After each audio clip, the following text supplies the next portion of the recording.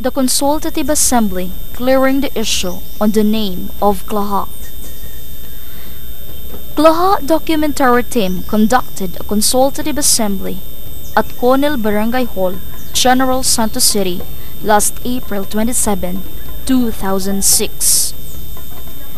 It was attended by the barangay officials of Barangay Conil and Olimpog, headed by Barangay Captain Luciano Palma with his councils, and Barangay Captain Abeto Gulye of Barangay Olimpog, together with his council.